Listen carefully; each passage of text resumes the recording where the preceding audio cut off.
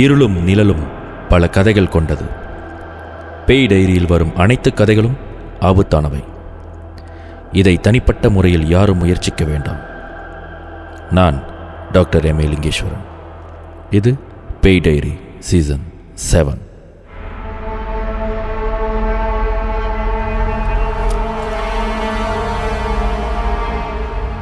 எனக்கு பல பேரை சந்தித்து ஏதாவது ஒரு டாபிக் ஜஸ்ட் லைக் ஸ்பார்க்கிங் பேசுகிறது ரொம்ப பிடிக்கும். காரணம் ஏதோ ஒரு விஷயம் நம்மளை அங்கே ஒரு கனெக்ஷன் கொடுக்கும். திடீர்னு ஒரு சாப்பாடை பற்றி பேசும்போது அது ஹெல்த்துக்கு வந்துடும். நீங்கள் திடீர்னு ஒருத்தருடைய தொழிலை பற்றி பேசுங்க, உங்களுக்கு ஒரு ஐடியா கிடைக்கும். பணத்தை பற்றி பேசுங்க, திடீர்னு உறவுகளை பற்றி அந்த டாபிக் கொண்டு போயிடும். இப்படி ஏதோ ஒரு இடத்துல பேச ஆரம்பிப்போம், அது எங்கேயோ கொண்டு போய் சேர்த்துரும். சில நேரத்தில் சாமியை பற்றி பேச ஆரம்பிப்போம், அது பேய் கதையில் போய் முடியும். பேய் கதையை பேச ஆரம்பிப்போம், கடைசியாக அது சாமி கதையில் போய் முடியும். இப்படி பல பேருடன் பேசும் பொழுது ஒவ்வொருத்தவங்களும் ஒவ்வொரு மாதிரியான அனுபவங்களை நம்மளோட பகிர்ந்துக்குவாங்க. இப்போ இந்த எபிசோடில் கூட பாருங்கள், அமானுஷ்யத்தை பற்றி தான் பேச போகிறேன். ஆனால் நான் ஆரம்பிக்க போகிற விஷயம் மூலிகை. ஒரு நண்பர் மூலமாக அறிமுகமானவர் தான் இந்த முரளிதரன்.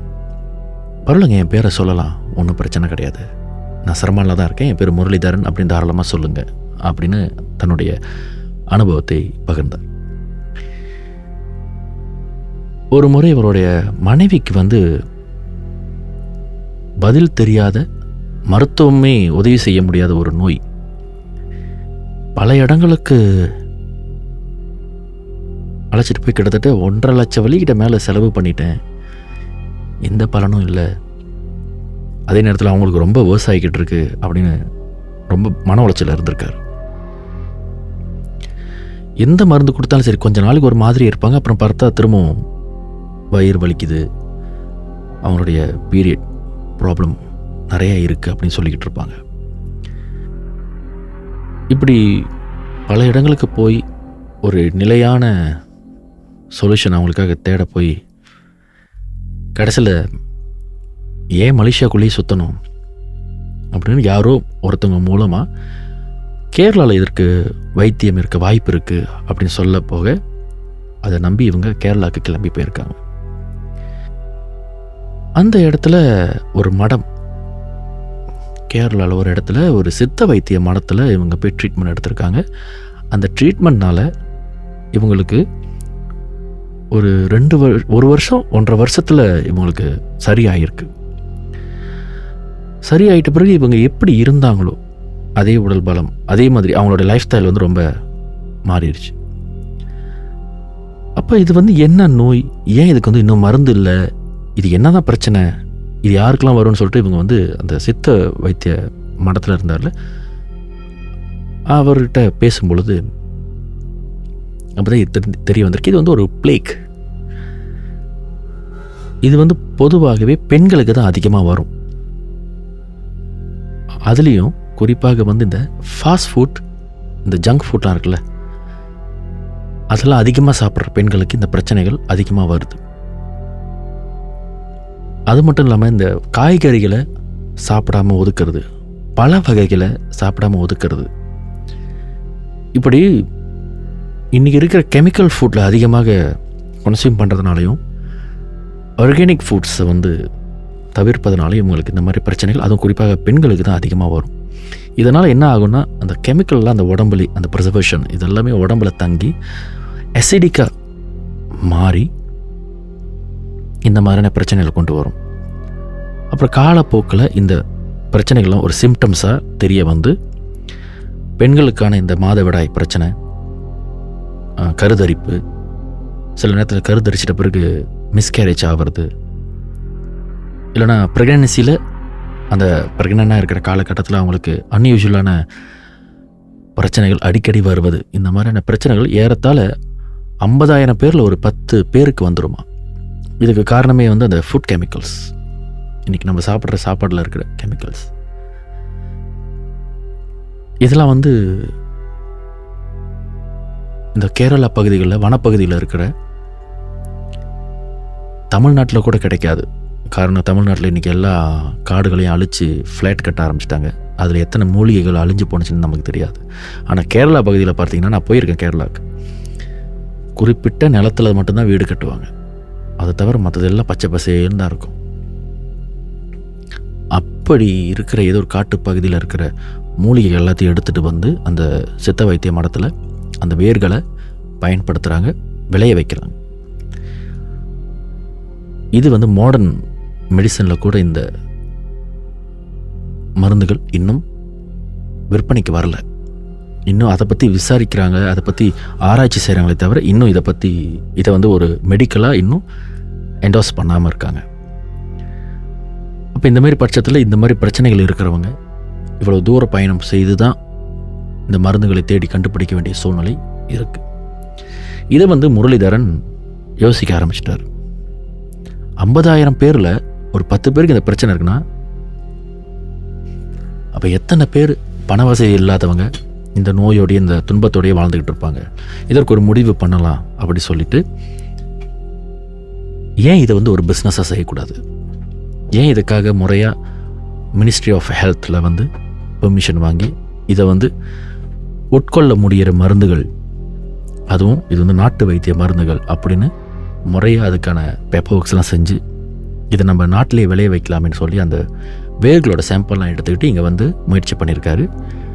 அவர் செய்த முயற்சியில் அவர் கொண்டு வந்த விதை, அந்த வேர், அந்த செடிகள், இது எல்லாம் வந்து இங்கே வளர முடியும் அப்படின்னு அரசாங்கத்திட்டேருந்து சர்டிஃபிகேட்டெலாம் வாங்கி அதுக்கப்புறம் முறையாக அந்த செடிகளுடைய வேர், விதைகள் எல்லாத்தையும் எடுத்து வந்து இங்கே நிலத்தில் நடலாம் அப்படின்னு ஒரு முடிவுக்கு வந்திருக்கார்.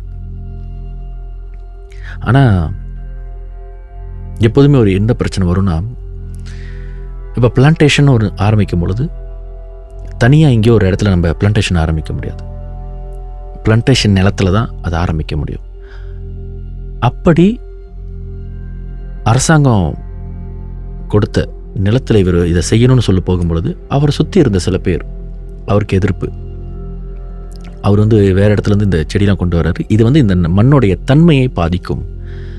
அப்போ இந்த மண்ணுடைய தன்மையை பாதிச்சுச்சுன்னா எங்களுடைய பயிர்களும் பாதிக்கும். இது வந்து எங்களுடைய செடிகளை பாதிக்காதுன்னு இவரால் உத்தரவாதம் கொடுக்க முடியுமான்னு சுற்றி இருந்த மற்ற பிளான்டேஷன்காரங்க கொஞ்சம் பிரச்சனை பண்ணியிருக்காங்க. இதனால் இவருக்கு வந்து கொஞ்சம் பிரச்சனை தொடர்ந்து போயிட்டே இருக்கும்பொழுது வேறு வழி இல்லாமல் இது இப்படி காலகாலமாக பிரச்சனையாகவே இருந்துச்சுன்னா இந்த கடைசி வரைக்கும் இந்த இந்த முயற்சி வந்து கைகூடாதுன்னு சொல்லி இவர் ஒரு சில இடங்களில் தேடி கண்டுபிடிச்சி ஒரு ஃப்ளாட், நிறைய ஃப்ளாட் கட்டியிருக்கிற பகுதி, அந்த ஃப்ளாட்டுக்கு ஆப்போசிட் பார்த்திங்கன்னா ஒரு சின்ன ரெசிடென்சி ஏரியா தாமான் இருந்திருக்கு. இந்த ஃப்ளாட்டுக்கும் அந்த தாமானுக்கு நடுவில் போகிற ஒரு பாதையில் ஒரு நிலம் இருந்திருக்கு. அது வந்து பழைய ஆலமரம் ஒன்று பெருசாக இருந்திருக்கு. ஆலமரமே உறுதியாக இருக்கிற அளவுக்கு அந்த நிலம் இருக்கிற பட்சத்தில் இதில் விளைய வைக்க முடியுமா அப்படின்னு சொல்லிட்டு இவர் இந்த நிலத்தை வந்து இன்ஸ்பெக்ட் பண்ணுவாங்க. அப்படி இன்ஸ்பெக்ட் பண்ணும்போது அவங்க சொல்லியிருக்காங்க, நிலம் நல்ல நிலம் தான், விவசாயத்துக்கும் பயன்படுத்தலாம், அதாவது அக்ரிகல்ச்சருக்கு பயன்படுத்தலாம். நீங்கள் வந்து இந்த ஹெர்பல்ஸ்லாம் வந்து மருந்தடிக்கிறது, அதுக்கு வந்து இந்த உரம் போடும்பொழுது அதுலேருந்து எந்த ஒரு கெமிக்கல் வாடையோ எந்த ஒரு பிரச்சனையோ அக்கம் பக்கத்தில் இல்லாத வரைக்கும் உங்களுக்கு எந்த பிரச்சனையும் இல்லை. அப்படி இருந்துச்சுன்னா நாங்களே வந்து உங்கள் மேலே சட்டப்பூர்வமாக நடவடிக்கை எடுக்க வேண்டியிருக்கோம், எங்களுக்கு எந்த ரிப்போர்ட்டும் வரக்கூடாது அப்படி சொல்லிட்டு அந்த நிலையை முறைப்படி பட்டா பண்ணி அந்த நிலத்தில் வந்து அவர் இந்த வேர்களெல்லாம் நட ஆரம்பிச்சிருந்திருக்காரு. இது இப்படியே போயிட்டுருக்கும் போது இது யாருக்கும் எந்த பிரச்சனையும் கொடுக்கல. அதுக்கப்புறம் இவர் நிலத்தை வந்து இன்னும் விரிவுபடுத்தணும்னு சொல்லிட்டு அந்த ஆலமரத்துக்கு பின்னாடி இருந்த பகுதியும் சேர்த்து விவசாயத்துக்கு பயன்படுத்தலாம்னு சொல்லிட்டு அந்த ஆலமரத்தை எடுக்கணும்னு முடிவு பண்ணிட்டார். ஒரு பெரிய மரம், ஆலமரம் மாதிரி ஒரு பெரிய மரம். அப்போ அதை எடுக்கும் பொழுது இந்த மரத்தை வெட்டி பழக்கப்பட்டவங்க, இந்த புல்டோசர்லாம் எடுத்து இந்த மரத்தை வெட்டுறவங்க, அவங்க என்ன சொல்கிறாங்கன்னா, நீங்கள் என்ன தான் ஆலமரத்தை வெட்டினாலும் அது வேர் வந்து அடியில் ஆழமாக இருக்கும். ஒன்று நீங்கள் வேரோடு அதை பிடுங்கணுன்னா பெரிய குழியை தோண்டி அதுக்கப்புறம் தான் செய்யணும். நீங்கள் மூலிகையெல்லாம் நடும்பொழுது இந்த மரத்துடைய வேர்லாம் வந்து அந்த மூலிகைகளுடைய நியூட்ரிஷனை சாப்பிட்ரும். அதனால் நீங்கள் வேரோட பிடுங்கினா மட்டும்தான் இதை கொஞ்சம் விவசாயத்துக்கு நீங்கள் இன்னும் விரிவுபடுத்த முடியும்னு சொல்லி அந்த ஆலமரம் பெருசுக்கு இருந்த அந்த மரத்தை வந்து ஆணி வேரோட பிடுங்கணும் அப்படின்னு ஒரு முடிவு கொண்டாங்க. அப்போ இவரும் பார்த்தார், சரி இதுதான் நல்லா வளர்ச்சி ஆடுது, இது கெட்டு போயிடக்கூடாதுன்னு சொல்லிட்டு எடுத்துடலான்னு சொல்லிட்டு அந்த ஆலமரத்தை எடுக்கிறதுக்கு ஒரு பெரிய ப்ராஜெக்ட் செஞ்சுருக்காங்க. இப்படி அந்த ஆலமரத்தை தோண்டி எடுக்கும் பொழுது ஆலமரத்தோடைய தண்டுலேருந்து வெளியாகிற அந்த வேர் எல்லாத்தையும் வெட்டி எடுத்தாச்சு. ஆனால் அந்த வேர் படர்ந்த நிலம் மட்டும் போய்கிட்டே இருந்திருக்கு. இது எந்த தூரத்துக்கு இந்த ஆலமரம் வேர் போனதுன்னா, இந்த நிலத்துக்கு பக்கத்தில் ஒரு பாலடைஞ்ச ஒரு வீடு இருந்திருக்கு. அந்த வீட்டு அடி பாகம் வரைக்கும், தரை வரைக்கும் இந்த வேர் போயிருந்திருக்கு. இப்போ இவங்க என்ன சொல்லியிருக்காங்கன்னா, அந்த வேர் எடுக்கணும்னா நீங்கள் அந்த வீட்டையும் இடிக்கணும் அப்படின்னு சொல்லும் பொழுது இவர் என்ன பண்ணியிருக்காரு, அந்த வீட்டு ஓனர் யார் என்ன ஏதுன்னு விசாரித்து, ரொம்ப நாளாக அந்த வீடு அங்கே தான் கிடக்குது, நான் இந்த வீடை வாங்கிக்கிறேன், இது பாலடைஞ்ச பழக வீடு, நான் இந்த நிலத்தை பயன்படுத்திக்க போகிறேன்னும் போது அந்த சீனர் என்ன பண்ணிட்டாரு, சரி இதை நான் வித்துறேன், இது வந்து எங்களுடைய பழைய சொத்து, இதை நான் பரவாயில்ல நான் வித்துறேன்னு சொல்லிட்டு கொடுத்துருக்காரு. அதுவும் குறைஞ்ச விலைக்கு. இவருக்கு ரொம்ப சந்தோஷம். சரின்னு சொல்லிட்டு அந்த வீட்டுக்குள்ளே போய் பார்க்கும் பொழுது பழைய காலத்து சீனர்களுடைய படம், அவங்க தாத்தா பாட்டியோட படம், சைனாவில் பிடிச்ச படமெல்லாம் இருந்திருக்கு. அந்த ஆல்பம்லாம் வந்து அவர் சரண்டர் பண்ணிட்டார். அது பாருங்கள், இந்த மாதிரி இருந்தது உங்களை பாட்டி தாத்தாவோட தான் நினைக்கிறேன் அப்படின்னு சொல்லிட்டு எல்லாத்தையும் கிளியர் பண்ணி கொடுத்துட்டு அப்புறம் அந்த வீட்டை இடிக்கிறதுக்கு இருந்தார்ல, அவர் என்ன யோசிச்சார்னா, அந்த வேர் வந்து அடியில் போகிறதுக்கு வந்து அந்த வேர் அங்கே வெட்டிட்டு இந்த வீட்டை கொஞ்சம் மாடிஃபை பண்ணி அந்த தோட்டத்துக்கு பக்கத்தில் வேலைக்கு ஆள்லாம் வச்சு அவங்க வந்து தங்குறதுக்கு இதை பயன்படுத்தலாமேன்னு சொல்லிட்டு அந்த வீட்டை இடிக்காமல் ஒன்றும் செய்யாமல் கொஞ்சம் ரெனோவேட் பண்ணுறதுக்கு முயற்சி பண்ணிட்டார். அதுக்கப்புறம் அந்த மரத்தை எல்லாத்தையும் கிளியர் பண்ணி அதுக்கப்புறம் இவர் அந்த வேர்கள் எல்லாத்தையும் நடணும், அந்த விதை அந்த மூலிகை எல்லாத்தையும் நடுவதற்கு கேரளாவிலேருந்து அந்த சித்த வைத்திய மடத்துலேருந்து ஆளுங்களை கூட்டிகிட்டு வந்து தங்க வச்சுருந்துருக்கார். இந்த மூலிகைகளை நடுற அந்த 2 பேர் அவங்க வந்து கேரளாக்காரங்க. அவங்க இங்கே வந்து தங்கி இருக்கும் பொழுது தினமும் இரவு அவங்க தங்கி இருக்கிற வீட்டோட அந்த பலகை வீடு அந்த கதவை வந்து திறப்பது போல் சத்தம் கேட்குமா. ஆரம்பத்தில் இவர் தான் வராரு, இவர்கிட்ட தான் ஒரு சாவி இருக்குமே, இவர் தான் வராரு அப்படின்ற மாதிரி இவங்களும் பேசாமல் இருந்திருக்காங்க. அதுக்கப்புறம் ஒரு இரவு 2 பேரில் ஒருத்தர் வந்து இரவு அவருக்கு வந்து வயிற்றுப்போக்கு. அதனால் இவர் என்ன பண்ணியிருக்காரு, டாய்லெட் போகிறதுக்காக பின்னாடி எழிஞ்சு நடந்து போயிருக்கார். போகும்பொழுது அங்கே ஒரு சீனர் தூரத்துலேருந்து அவங்க வச்சிருக்கிற அந்த தோப்பு அந்த தோட்டத்துக்குள்ளேருந்து எட்டி பார்த்துருக்காரு. இவர் உடனே சத்தம் போட்டிருக்காரு. அவருக்கு வந்து அவர் சீனர்னு தெரியாது. இவர் யதார்த்தமாக அவரோட தெரிஞ்ச பாஷையில் அவரோட தமிழ் மொழியிலேயே பேசியிருக்காரு. அவர் கேரளாக்காரர் தான், அந்த தமிழ் பேசியிருக்கார். யார் நீங்கள் என்ன பண்ணுறீங்க, இங்கே என்ன பண்ணுறீங்க, இது நிலத்துக்குள்ளே எப்படி உள்ள வந்தீங்க அப்படின்னு கேட்டுருந்துருக்காரு. இவர் டாய்லெட்லாம் போயிட்டு இவர் அதை பார்த்துட்டோன்னு அவர் கிட்ட போக போக போக அந்த உருவம் இன்னும் வேகமாக கிட்ட வந்திருக்கு. வேகமாக ஒரு சாதாரண மனுஷன் வர மாதிரி இல்லாமல் இன்னும் கொஞ்சம் வேகமாக வந்திருக்கு. அதை பார்த்தோன்னே இவர் பயந்து போய் வீட்டுக்குள்ளே வந்து கதவு சாத்திக்கிட்டார். சாத்திட்டு இவர் கூட்டலை எழுப்பியிருக்கார். கூட இருக்கிறார், இந்த மாதிரி நான் ஒரு உருவத்தை பார்த்தேன், அது என்னன்னு தெரில, நான் மனுஷாள் மாதிரி தான் இருந்தது, என்னை பார்த்தோன்னே சீக்கிரமாக வேகமாக வருது அப்படி. ஒன்றும் இல்லை, அனுப்பி காலை கழுவிட்டு படு, அதான் கண்ட நேரத்தெல்லாம் வந்து இந்த மாதிரி வெளியே போகக்கூடாது, அதான் வருதுங்க அப்படின்னு சொல்லிட்டு இவங்க படுத்துருந்துருக்காங்க. ஏன்னா இவங்களுக்கு இந்த ஊர் புதுசு. அதுக்கப்புறம் இந்த மாரி டெய்லி ஒரு விடிகாலில் 1 மணி 2 மணி இவங்க படுத்து தூங்குறப்பெல்லாம் வந்து கதவு திறந்து யாரும் உள்ளே வர மாதிரியே இருந்திருக்கும். இந்த உருவத்தை பார்த்ததுலேருந்து இந்த கதவு திறக்கிறது யார், உண்மையாகவே நம்ம முதலாளி தானா அப்படின்னு இவங்களுக்குள்ளே ஒரு கேள்வி வர ஆரம்பிச்சுட்டு இதில் ரொம்ப அந்த பயந்து போனவர் தான் ரொம்ப க்யூரியஸாக இருந்திருக்காரு. இப்போ இவர் என்ன பண்ணியிருக்காரு, ஒரு நாள் கதவு திறக்கும் பொழுது இப்போ எட்டி பார்த்துருக்காரு. இந்த சீனர் தான் அந்த வீட்டுக்குள்ளே வராரு. ஆனால் வரும்பொழுது கதவு திறந்துக்கிட்டு வரல, அந்த கதவுலேருந்து தொலைச்சிக்கிட்டு வராரு. இந்த சினிமா படத்தெல்லாம் பார்ப்போம்ல, அந்த மாதிரி கதவை தொலைச்சிக்கிட்டு வராரு. கதவை உடச்சிக்கிட்டோ இல்லை கதவை திறந்தோ வரல, கதவை தொலைச்சிக்கிட்டு வர்றாரு. இதை பார்த்து இவர் கத்தி பதறி என்ன செய்யுதுன்னு தெரியாமல் இவங்க 2 பேரும் ரூமுக்குள்ளே கதவை பூட்டிக்கிட்டு கால் பண்ணி, அது முரளிதரனுக்கு கால் பண்ணி அழுதுருக்காங்க. இந்த மாதிரி யாரோ ஒரு சீனரு ரொம்ப வியர்ட்டாக இருக்கார், நீல கலர் சட்டை போட்டிருக்காரு, ஒரு ஷார்ட்ஸ் போட்டிருக்காரு, மூஞ்செல்லாம் செவன் இருக்குது, இது மூஞ்சில் யாரோ அரைஞ்ச மாதிரி செவன் இருக்குது, தோல்லாம் வீட்டுக்குள்ளே வராரு. ஏன்னா இவங்களுக்கு அந்த கதவை உடச்சிட்டு வராரு, கதவை திறந்துட்டு வராருலாம் அவங்களுக்கு புலப்படலை. அவங்கள பொறுத்த வரைக்கும் வீட்டுக்குள்ளே ஒரு சீனர் வந்துட்டார் அப்படின்னு சொல்லி இவங்க ரொம்ப பயந்துருக்காங்க. ஒரு சீனர் வராரு, வந்து தேடிக்கிட்டு இருக்காரு, எதையோ எனக்கு பயமாக இருக்குது, நீங்கள் சீக்கிரம் வாங்க, அது எங்களை சாமூன் பண்ண வந்திருக்காரு போல இருக்குது அப்படின்னு பயந்துருக்காங்க, கொள்ளடிக்க வந்திருக்காருன்னு சொல்லி பயந்துருக்காங்க. இவர் முரளிதரன் அந்த நேரத்தில் ஃபேமிலியை கூட்டிக்கிட்டு சாப்பிட போயிருக்காங்க. ஆக்சுவலி அது வெளியே போயிருக்காங்க, அந்த நேரத்தில் சாப்பிட்டுக்கிட்டு வந்திருக்காங்க. என்ன ஏதுன்னு தெரியாமல் எப்படி பிள்ளையும் மனைவியும் கூப்பிட்டு வர்றது அப்படின்னு சொல்லிட்டு அவங்க மனைவியை காடியிலே உட்கார சொல்லிவிட்டு இவர் நேராக உள்ளே வந்து பார்த்துருக்காரு. 2 பேரும் வீட்டுக்குள்ளே தான் இருந்திருக்காங்க. மெயின் கதவு பூட்டியிருக்கு. இவர்கிட்ட சாவி வீட்டில் வச்சுருந்துருக்காரு. ஏன்னா நைட் நேரத்தில் இந்த தோட்டத்து வேலையில் இவருக்கு சம்மந்தம் இருக்காது, அதனால இவர் தோட்டத்துக்கு வரல. என்ன செய்யறதுன்னு தெரியாமல் இவர் சுற்றிட்டு பார்க்கும்பொழுது இந்த பக்கம் ஜன்னல், அந்த ஜன்னலை திறந்து பார்த்தோம்னா அடுத்த ரூமில் இவங்க இருக்கிறது தெரியும். ஆனால் இவங்க ரூம் கதவு சாத்தி வச்சுருக்காங்க.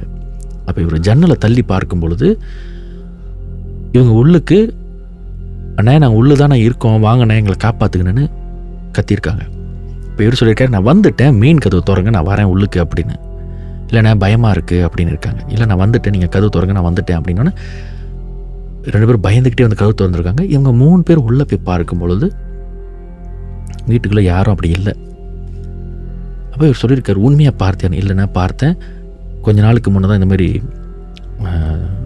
தோட்டத்தில் இதுக்கு சத்தம் கேட்டுச்சு, நான் டாய்லெட்டுக்கு போயிருந்தேன், போய் பார்த்தா ஒரு சீனர் நிற்கிறாரு, அதேமாரி தான் நீல சட்டை இது மாதிரி போட்டிருந்தாரு, வீட்டுக்குள்ளே வந்துட்டார், எனக்குமே பயமாக இருக்குது அப்படின்னு சொல்லியிருக்காரு. அப்படி சொல்லியிருக்காரு, இல்லை கவலைப்படாத, நான் போலீஸ் ஸ்டேஷனில் சொல்கிறேன், நீங்கள் பாதுகாப்பாக இருங்க, பயப்படாதீங்க, எது எனக்கு அடிங்க அப்படின்னு சொல்லிட்டு இவர் வீட்டுக்கு போயிட்டார்.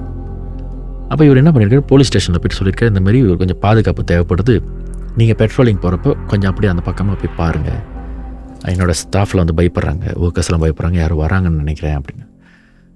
அப்போ அதில் போலீஸ்கார் ஒருத்தர் சொல்லியிருக்காரு, நீ எடுத்த இடம் எங்கே அப்படின்னு. அவர் இந்த ஆலமரம் இதெல்லாம் சொல்லியிருக்காரு. ஓ, உன்ட்ட நிலத்தை விற்றுட்டாங்களா அப்படின்னு. அப்போ தான் இவருக்கு விஷயம் வந்திருக்கு.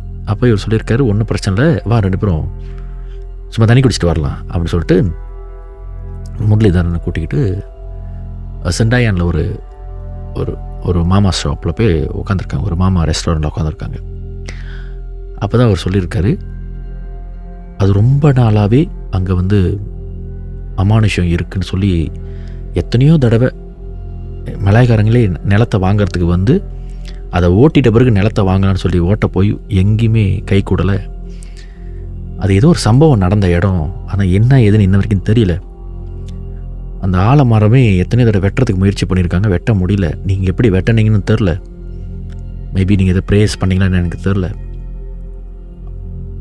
அது யாருக்கும் அந்த நிலத்தை யாரையும் அங்கே போக விடலை.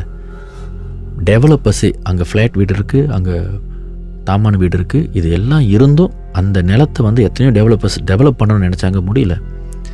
பட் உனக்கு எப்படி அது உனக்கு இடம் கொடுத்துச்சுன்னு எனக்கு தெரியல. இப்போ அது உங்களை தொல்லை பண்ண ஆரம்பிச்சிருக்கு, அது எப்படியாவது கிளியர் பண்ணுங்கள், வேறு ஒன்றும் இல்லை. அது ஆளுலாம் கிடையாது, உண்மையாகவே நிறைய பேர் பார்த்துருக்காங்க. மரத்து மேலே உட்காந்துருக்கிற அந்த சீனை நிறைய பேர் பார்த்துருக்காங்க. நாங்களும் நிறையா இமாம்லாம் கூப்பிட்டு போயிருக்கோம், மண்ணிலேருந்து டெவலப்பர்ஸும் நிறைய கூப்பிட்டு வந்திருக்காங்க. அங்கே ஒன்றும் அசைக்க முடியல. அதுக்கு முன்னே அங்கே ஒரு சீன கோயில், சின்னதாக சீனர்களை வணங்குற ஒரு சீன கோயில் இருந்துச்சு, அது இப்போ காணோம். அது அந்த ஆலமரத்தை பார்க்குற மாதிரி தான் அந்த கோயில் இருந்துச்சு, இப்போ அது அங்கே இல்லை. அதுக்கப்புறம் தான் நிறைய பேர் அந்த உருவத்தை பார்க்குறது, போகிறது வர்றது நிறைய பிரச்சனைகள் இருந்துச்சு. நீ எப்படியாவது பார்த்து இதை சால்வ் பண்ணுன்னு சொல்லி அதுக்கப்புறம் இவர் கேரளாவுக்கு போய் அங்கே இந்த பிரச்சனையை சொல்லும் பொழுது அங்கே இருக்கிற சில பேர் இந்த நம்பூதிரின்னு சொல்லுவாங்க, அவங்கெல்லாம் அங்கே என்ன நடந்துச்சு எது நடந்துச்சுன்னு தெரில. பட் அந்த குறிப்பிட்ட ஒரு என்டிட்டி அது வந்து உண்மையாகவே இறந்து போனவரோட ஆத்மாவா இல்லை அவரோட உருவத்தில் வர ஆத்மாவான்னு தெரியாமல் அது ஒரு பாட்டிலில் ஒரு கிண்ணத்தில் அடைச்சி எடுத்துகிட்டு போனதாக முரளிதரன் சொல்லியிருந்தார்.